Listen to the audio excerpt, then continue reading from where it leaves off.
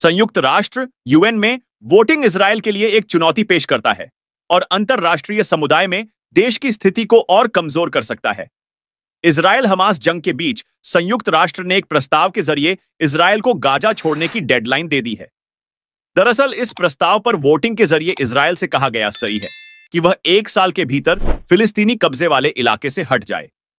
इस मतदान में साफ तौर पर इजरायल के खिलाफ माहौल देखा जा सकता है।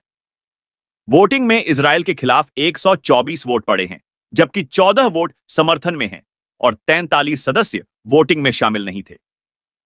माना जा रहा है कि यह वोट इजरायल के लिए एक चुनौती पेश करता है और अंतरराष्ट्रीय समुदाय में देश की स्थिति को और कमजोर कर सकता है।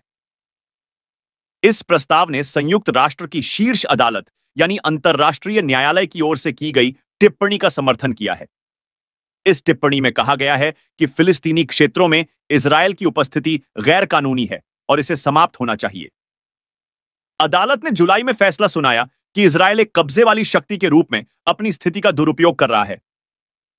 अदालत ने इस बात पर जोर देते हुए कि कहा था कि वेस्ट बैंक और पूर्वी यरूशलेम में इजरायल की अवैध बस्तियां हैं। संयुक्त राष्ट्र में पेश इस प्रस्ताव में 124 वोट इजरायल के खिलाफ पड़े थे, जबकि 14 वोट इजरायल के समर्थन में थे, जिनमें अमेरिका, चेकिया, हंगरी, अर्जेंटीना और कई छोटे प्रशांत द्वीप के देश शामिल थे।